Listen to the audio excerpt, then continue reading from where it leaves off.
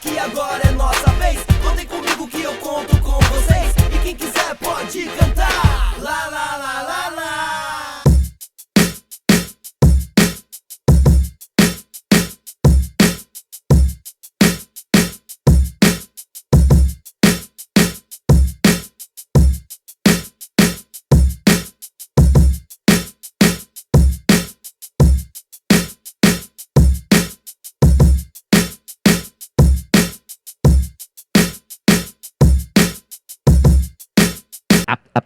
Avisa lá.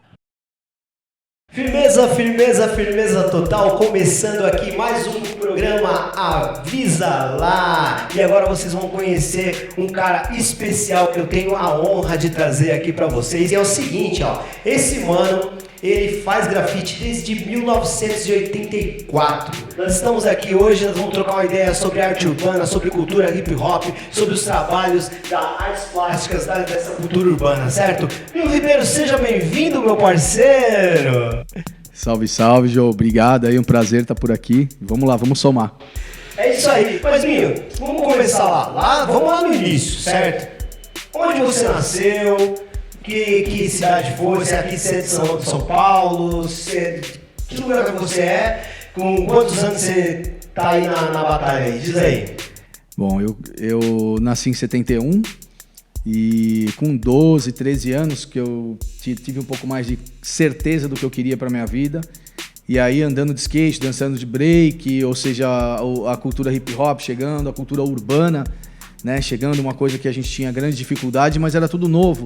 Isso me encantou. Então com 14 anos, 15 anos, foi o período que eu tive assim o skate e o hip hop em especial muito presente na minha vida. Então o grafite ele foi uma coisa muito natural nesse período. Foi a hora que eu tinha certeza que era o que eu queria, independente de não existir parâmetros, né? A gente não tinha muito para onde correr, mas eu sabia o que eu queria. Mas você é de São Paulo mesmo? Eu sou de São Paulo, da Zona Norte, Tucuruvi, né? E sempre, minha vida inteira, morei na região na Tucuruvi. E como que era o Binho você falou 15 anos, ali você já estava começando ali na cultura urbana, então você já estava entendendo, né, essa história toda. Antes, o Binho na escola, por exemplo, como que era o Binho? Já gostava de desenhar? Como que era? Eu sempre desenhei, desde criança, né? Nunca houve um período em que eu começasse a desenhar, então para mim foi uma coisa muito contínua. Na escola mesmo, eu sempre tinha dificuldade com as disciplinas que tinha que prestar atenção, porque eu ficava desenhando na sala. Desenhava na sala, desenhava em casa, desenhava com os amigos, ou seja, o desenho, né, a paixão por você se manifestar pelo desenho, pela arte, é incrível. Então isso daí para mim foi uma coisa que acompanhou a minha vida o tempo todo. Mas teve alguém que te falou assim, toma esses cadernos, essas lápis de cores? Por mais que meus pais soubessem que eu tinha, digamos que, vocação, aptidão, vontade, né, determinação, até mesmo jovem, meus pais são de uma área de contabilidade, de um pessoal que tem uma mentalidade um pouco mais conservadora. Isso falando há 40 anos atrás, praticamente, né? Então, nesse período, eu não tive, assim, um incentivo muito grande. Mas aí, na escola mesmo, onde eu era muito... e direto visitava a diretoria da escola porque eu estava desenhando e não fazendo lição, não estava estudando, ou havia desenhado a professora como uma bruxa, e aí mandava para a diretoria de novo. E aí que eu tive contato com o spray, quando eu estava dançando break com uma galera também. Então, ali a gente começou a entender, olha, tem um movimento que rola de fazer os desenhos grandes na rua... E corre da polícia e todo esse pacote de emoções, né? Que para um jovem ali de 14, 15 anos é um prato cheio. Então o grafite ele me chamou muito a atenção um pouco por causa desse momento de aventura também natural do jovem, né? Então você estava ali na rua, vendo a cultura urbana crescendo, o skate, a dança. E você chegou a dançar break ou não? Eu dancei alguns anos. No período eu fiz muita coisa, né? Eu surfava, andava de skate, andava de BMX... dançava break, ia nas batalhas, ia na São Bento. Não cheguei a fazer batalha na São Bento, mas chegava aí de vez em quando, era muito moleque. E o meu envolvimento com a cultura urbana através do skate também foi muito importante para a minha profissionalização e também a satisfação, porque eu andava de skate, então nas pistas eu fazia sempre grafite nas pistas, isso gerava também possibilidades profissionais, então fazia desenhos para shapes de skate, para as marcas, camisetas, e o hip hop sempre crescendo junto desse processo. Então eu sempre estive acredito que muito conectado com, vamos dizer, duas culturas, mas que a rua acaba fazendo com que elas sejam realmente muito próximas. E aí você tinha uma rapaziada ali que fazia o grafite com você, que na verdade, se você vai pra rua fazer um grafite em algum lugar, pode dar algum problema, né? Como que você já teve algum problema sério com essa questão de tá fazendo um trampo e a polícia chegar e não entender a história toda? Pensando assim nesse momento, né, que é mais ou menos ali 86, 87, quando veio o filme Beat Street, o filme e aquele momento cultural, talvez até anticultural, de uma certa forma, a interpretação das pessoas mais conservadoras. Então a gente tinha o desafio do grafite, do rolê, do ilegal. Acredito que quem dançava break naquela época, o sonho era entrar no metrô, pular a roleta, fazer uma batalha. A hora que chegava os urubu, todo mundo tinha que correr. Então aquilo era o sonho, né, do cinema, você interpretar assim, com aquela adrenalina total. E o grafite tem isso, né? Então tem, sim, experiências de abordagem da polícia de maneira, digamos assim, não muito delicada, não muito gentil, e situações de ser convidado aí conhecer também o delegado, né? Isso aconteceu algumas vezes. Nessa caminhada toda, você se aprimorando, estudando, né, a técnica do spray e tal, você começou realmente a ser convidado para fazer vários trabalhos e até ir para fora do país várias vezes. Fala mais sobre a brincadeira, né? O lance ali na rua. E quando você entendeu que virou profissão pra você, que você falou, não, vou ficar nisso aqui que isso é a minha cara. Assim, pra mim nunca houve um divisor de águas no sentido de eu decidir, porque era uma coisa que eu acredito que já sabia, independente de pensar que iria existir um universo de arte urbana, um universo de grafite, um universo remunerado. Eu já sabia muito bem o que eu queria. Mas é claro que, com o nosso empenho, né, eu sempre recebi muitos estrangeiros, me dediquei também a idiomas, né, eu sempre gostei, eu falo espanhol, falo inglês, e se hoje eu falo mais ou menos, há 30, 40 anos atrás, era que nem um índio, mas eu me jogava e falava e fui aprendendo. Recebi muitos estrangeiros na minha casa, o que também abriu as portas fora, né, da nossa fronteira do Brasil. Visitei países da América Latina, aos poucos fui participando de eventos também na Europa, na Ásia, na África, nos Estados Unidos, enfim. Tem cerca de 50 países que eu já passei por lá, de uma forma ou de outra. E eu acho que esse daí é um resultado que vai muito dentro de você. E no grafite tem muito isso, porque você começa pintando no bairro dos seus amigos, visitando a quebrada do outro mano, e assim você vai distribuindo a sua arte em várias áreas. Chega uma hora que você já está indo para outro estado, uma hora você está indo para outro país, e conforme você vai ficando conhecido pelo seu trabalho, pela sua relação, pela sua pessoa também, como alguém, vamos supor, bacana no sentido de não ser aí um problemático, caso você não seja, eu acho que eu não sou tão problemático, você começa também a receber convites interessantes. E eu tenho o prazer, assim, de poder falar, o orgulho de poder falar dessas viagens, desses lugares que eu conheci, inclusive, ou em especial para os mais jovens, que provavelmente vão esperar muito tempo para ter esse tipo de oportunidade, pensando que a gente vive um momento de grande mudança no mundo, né? E que essa questão sanitária e a questão de ser brasileiro também vai ser muito difícil nos próximos anos para que a gente possa viajar e representar a nossa arte, o nosso país, né? Mas é basicamente essa trajetória aí que me levou a dar alguns giros no planeta. E com toda essa bagagem, você também criou, né, uma revista de grafite na época, que você dava oportunidade de mostrar o trabalho da galera que estava pelo Brasil afora aí, né? Você tinha uma revista. Nos anos 2000, a revista, na verdade, ela existia já, que se chamava Grafite. Era uma revista que tinha uma dificuldade para ser mais presente por causa do tempo que ela demorava para ser feita. E eu recebi um convite para, então, pegar a revista e fazer com que ela se transformasse em algo, uma sequência do bom trabalho já que havia sido feito anterior, mas que ela ficasse mais direta, e ela se tornou mensal, com uma distribuição aí de 35 mil revistas a cada tiragem.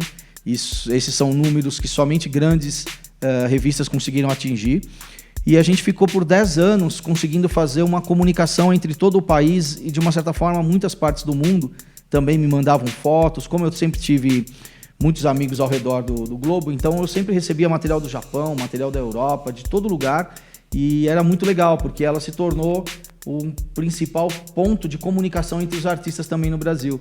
E ela terminou o processo dela exatamente num período em que a internet já estava mais comum entre todos, assim, eu acho que ela fez um serviço muito interessante e depois ela passou o bastão para que as pessoas tocassem de outras maneiras, e a gente tem hoje uma série de, como posso dizer, de sistemas de jornalismo dentro de arte urbana que tem muito do que foi iniciado no processo da revista. Fico muito contente com isso. E é natural o físico, né, ele ter sumido, assim, vamos dizer assim, porque a tecnologia veio invadir o CD, né, saiu fora e agora é tudo stream e tal.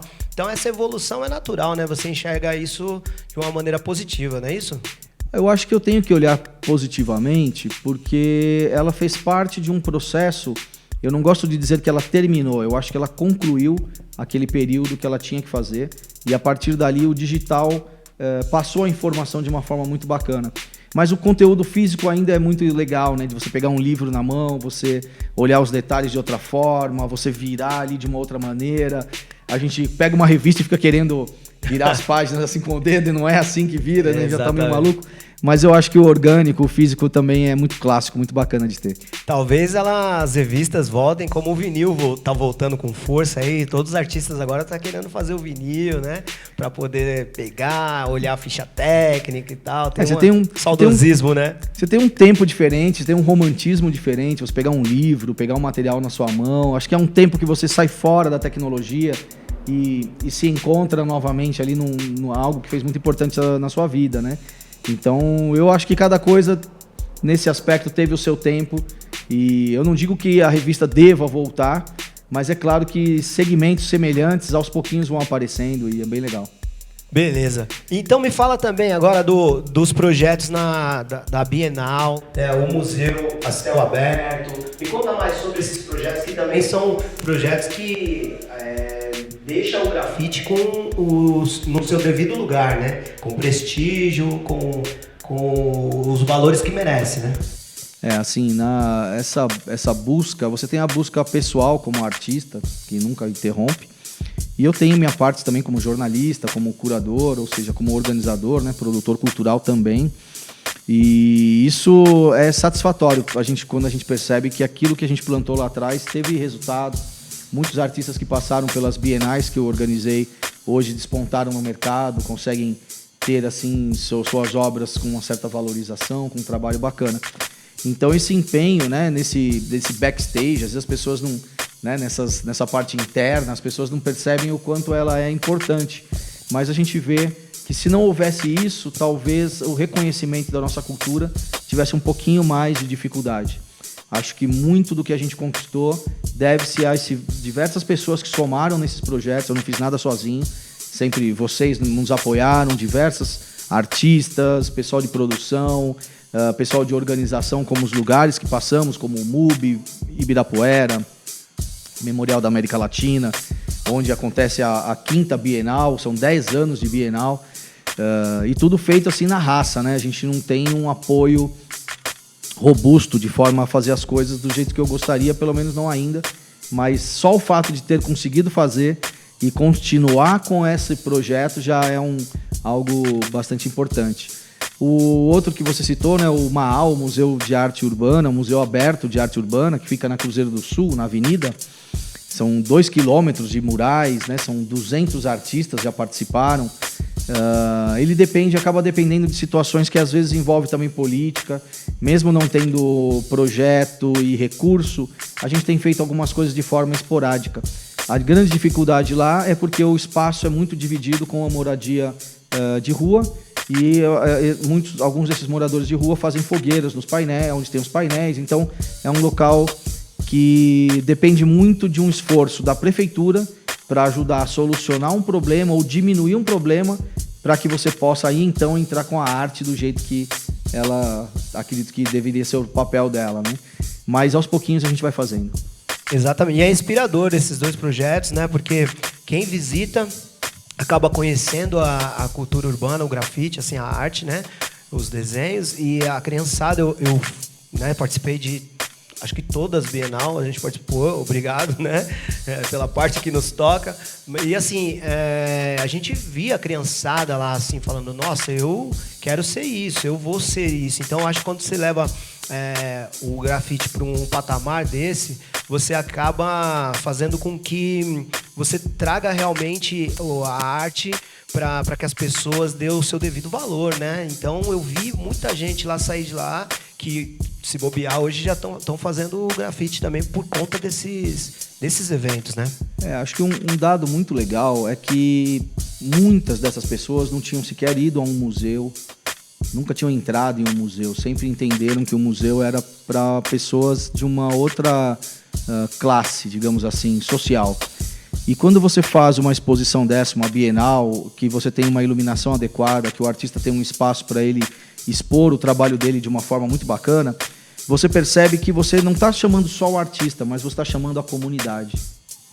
Então a gente tem, eu me recordo no MUBI, por exemplo, a maioria das exposições tinham lá um público de, 300 pessoas no dia de abertura, e no final de um mês eles atingiam 1.500 pessoas.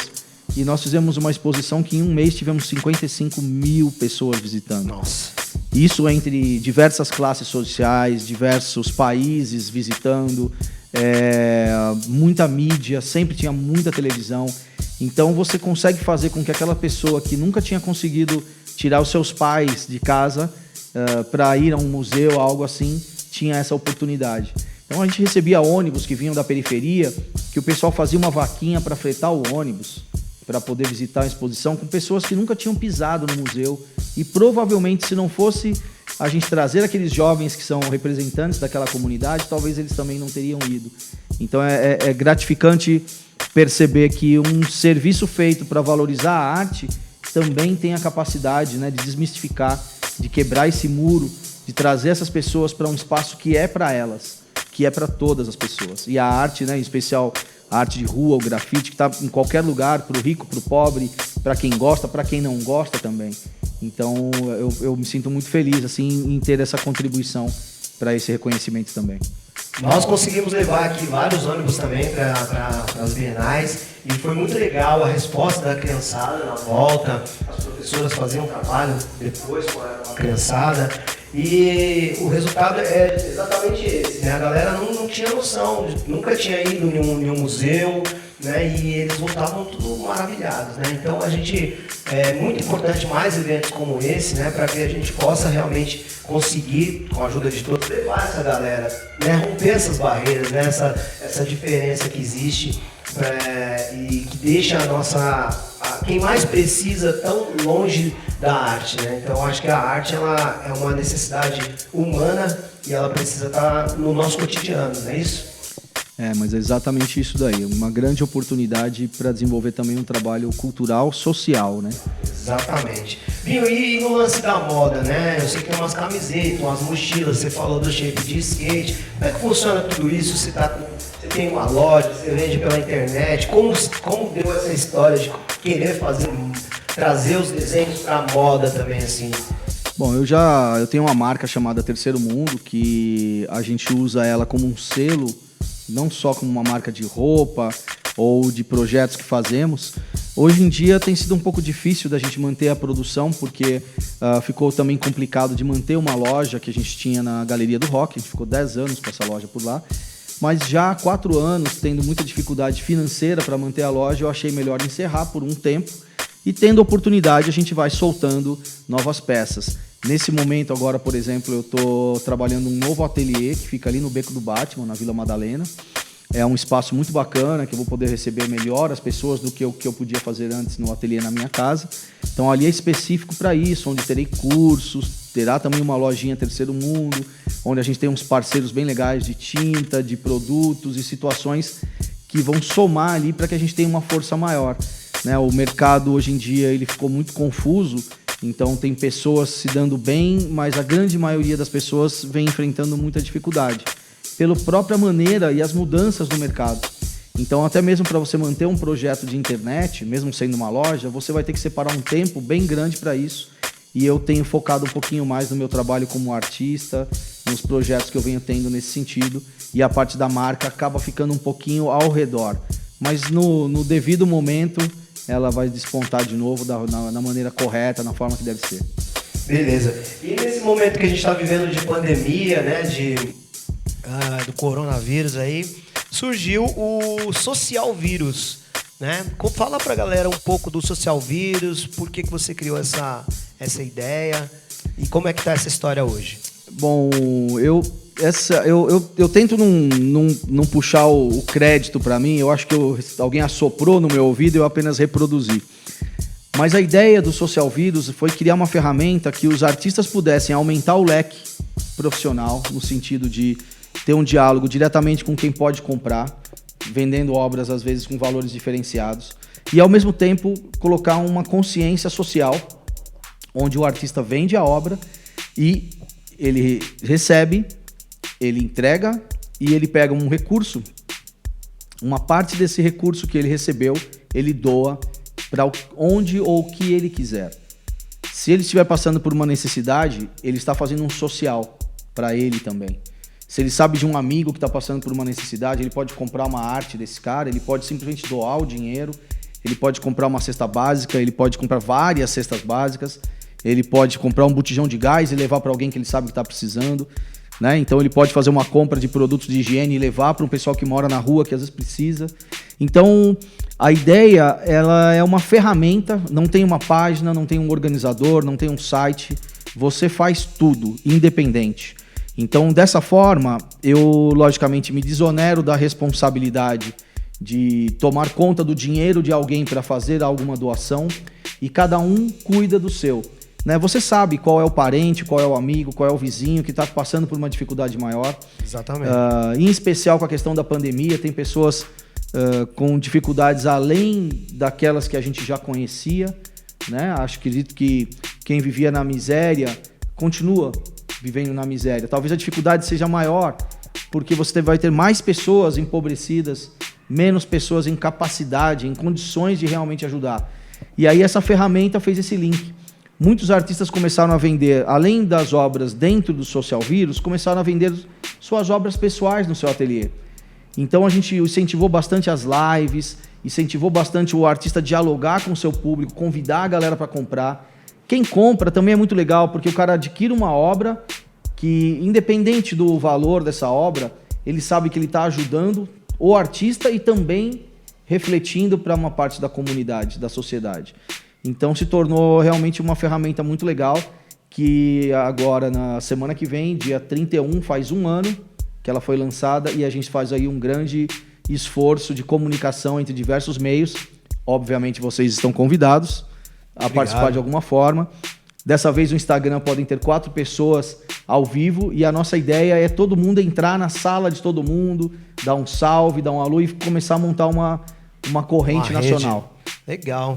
Parabéns pela iniciativa aí, todos os envolvidos, muito legal, a gente participou bem no início, foi muito legal também, deu uma repercussão muito boa pra gente, porque a gente foi para um canal onde tinha outras pessoas que não conheciam o nosso projeto, e isso eu acho que já fortalece. Através da hashtag, né, Social Vírus, você conecta, obviamente, com os grafiteiros, você conecta com galerias, você conecta com compradores, com admiradores. Podem não ser as mesmas pessoas, o mesmo público de uma situação de hip hop musical, mas é uma galera que tem uma conexão. Então se tornou uma oportunidade muito boa para jovens artistas também se conectarem com clientes meus, por exemplo. Exato. Com o meu público e vice-versa. Então eu acredito que virou um grande serviço para toda essa galera também. Muito legal. E a gente falou ali no começo dos personagens, né? Eu sei que você tem vários, eu lembro da Barata, aí tem o Jorge. Fala mais desses personagens, quantos são, o que deu na sua cabeça de criá-los? Fala aí como foi esse processo. Bom, muito bacana. Eu tenho, na verdade, no meu trabalho, eu lido com 2 elementos, né? Um é o meu mundo real, que são os personagens. Né? O Jorge, a tartaruga, que ela bem jovenzinha, né? Nesse período ela era ainda bem adolescente. Aqui ela já é um pouco mais madura, né? São 9 anos de diferença do personagem. Então eu lido muito com essa parte clássica. Aí eu tenho lá o Doutor Barata, que depois de um tempo eu chamo ele de Doutor Barata, porque eu acho que ele se encaixou muito bem nessa coisa da ciência, nessa coisa da descoberta, da pesquisa. Ele ficou um personagem meio sinistro e eu acho que ele se identificou. E aí eu tenho o Tubarone, que é meio que um mafioso gangueiro.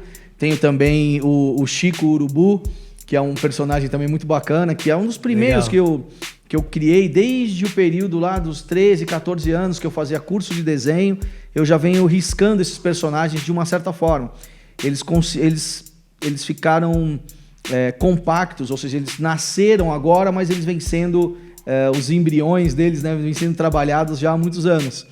Então esse é o universo das letras, do grafite clássico, dos cenários, da ilustração, nesse sentido. E ao mesmo tempo eu tenho o mundo da ficção científica, ou seja, o mundo surrealista desses personagens, que aí é como um Stranger Things, né? Ou seja, o mundo paralelo.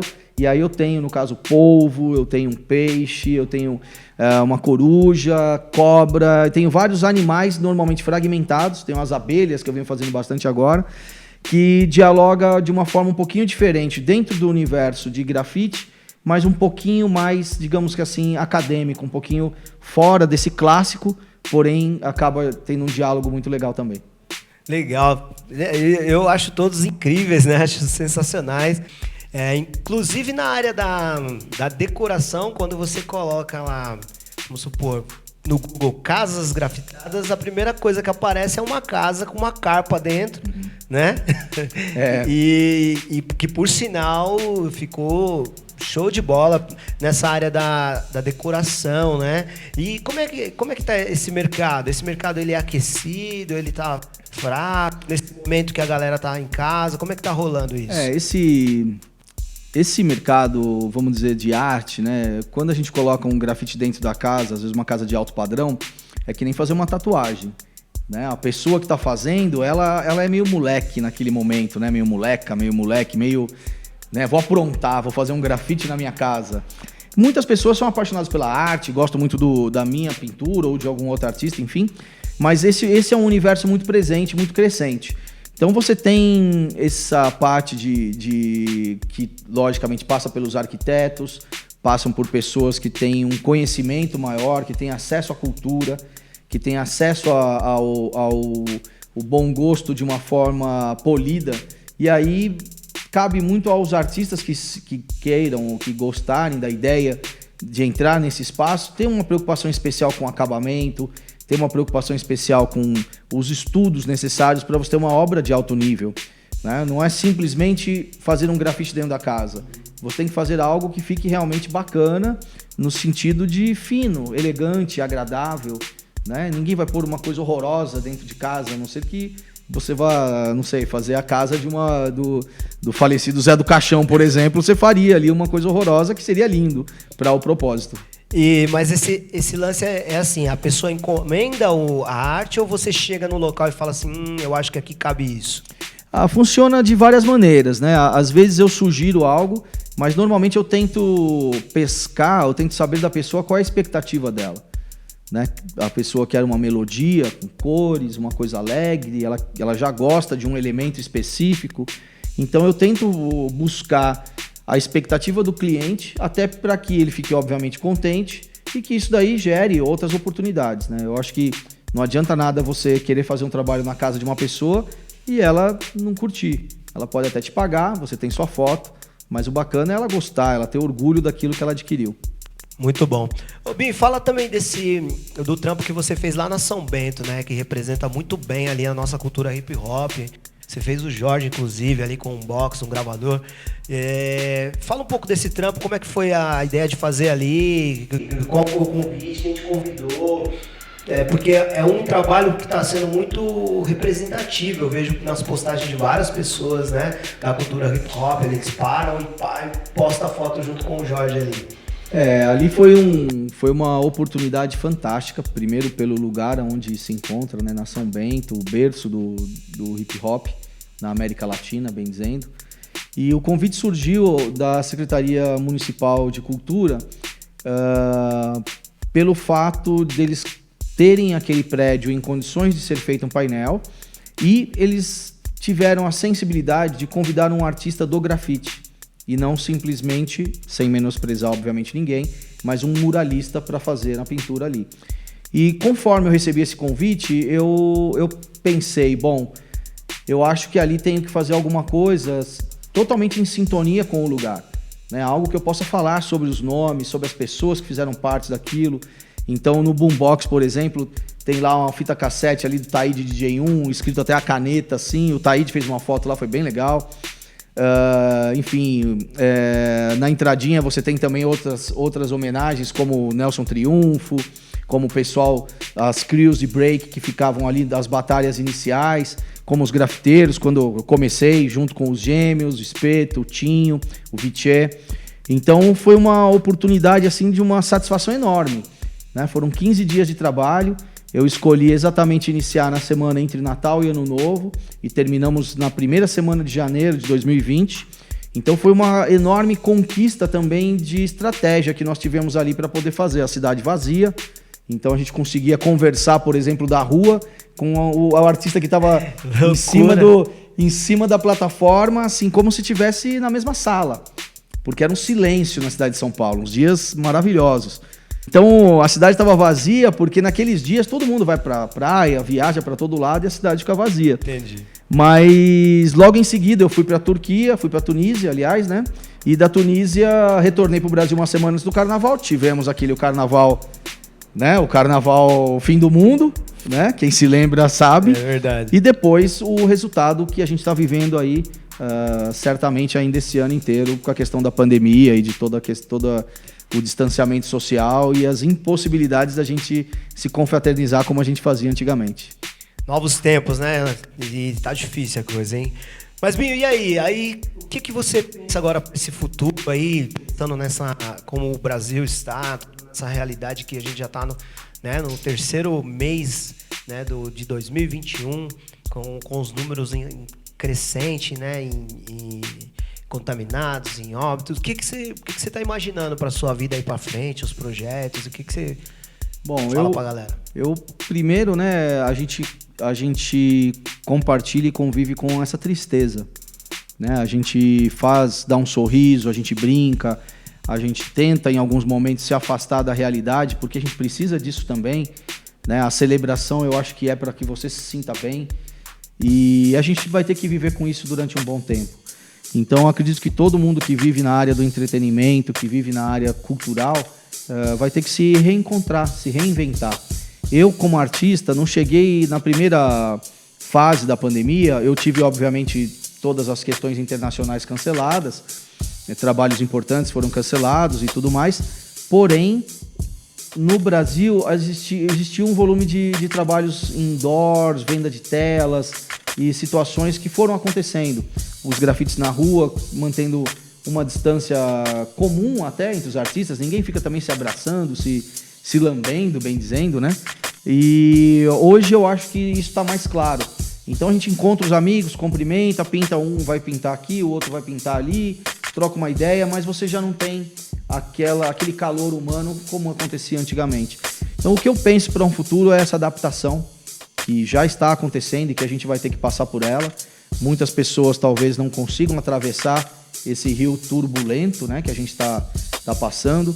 É como se a gente fosse praticamente o boi de piranha, só que você não sabe onde está as piranhas. Você entra no rio e não sabe se você vai ter um problema e não vai ter hospital para se cuidar, né? Que acho que essa é a maior preocupação. A empatia, né? Nesse momento agora. Agora, o que eu acho para um futuro próximo é que as pessoas vão ter que entender as mudanças, encontrar as lacunas de como é que elas vão sobreviver dentro dessas mudanças. E não vai adiantar. É comum quando você vai na periferia, quando você vai na quebrada, e tem-se a impressão de que está tudo bem, que no coronavírus não está acontecendo, e não é verdade. É o vizinho que está com problema, o outro está internado, todo mundo está fazendo de conta que está tudo bem, porque a quebrada já vive numa tensão de sobrevivência muito grande. Você já tem medo ali o tempo todo de tomar um tiro, de uma abordagem de chegar à polícia de uma forma descabida, e você, ou mesmo ali numa disputa de comando, às vezes da quebrada e tal, e você se envolver né? E a própria falta de educação das pessoas que gera muita violência, gera muitos problemas. O álcool, né, as drogas, ou seja, tudo isso gera muitos problemas. Então, talvez pelas pessoas já viverem num meio tão caótico, tão perigoso, elas entendam que o coronavírus é só uma casualidade. Mas é complicado, porque essas pessoas trabalham em diferentes lugares, elas frequentam as casas de outras pessoas, e aí o vírus, né, se distribui de uma forma como se todos estivessem numa festa. E não deveria ser assim. O ideal seria que todo mundo tomasse mais cuidado. Isso não adianta dizer, obviamente, que é culpa das pessoas que estão na periferia. Apenas a ingenuidade ou a maneira que elas sobrevivem faz com que essas normas, né, essas normativas de higiene talvez não funcionem muito bem. Quem acaba sofrendo mais é a classe média, que tem seus estabelecimentos fechados por causa dos números alarmantes, né? E os ricos estão fazendo festas nos seus barquinhos por aí, nas suas casas, fingindo também que está tudo bem. E o momento que a gente vive não tem rico, não tem pobre, não tem preto, não tem branco, não tem nordestino ou sulista. Todo mundo está no mesmo barco, todo mundo que não tiver a sorte de não se contaminar pode ter problema. E a periferia que ainda tem o seu emprego, que já está ficando cada dia mais difícil, tem que se aglomerar no transporte público e ainda gravando ainda mais, né, essa realidade toda que a gente está falando. Complicado, mas vamos que vamos, né? Pelo menos a gente já começa a ver uma esperança aí, porque tem uma vacina, né? Tem várias vacinas na verdade, e basta agora o Brasil, né, tomar uma atitude mais rápida para que a gente seja imunizado quanto antes.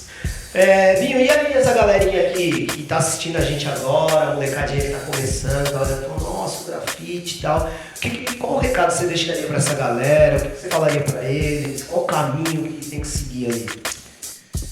Bom, primeiro é muito bacana, né, que tenham várias pessoas jovens, né, pessoas novas, pessoas às vezes são idosas, porém são jovens conhecendo a cultura, não Exato. Só a respeito do grafite, mas todos os elementos, né, o DJ, né, o MC, o poeta, né, o b-boy.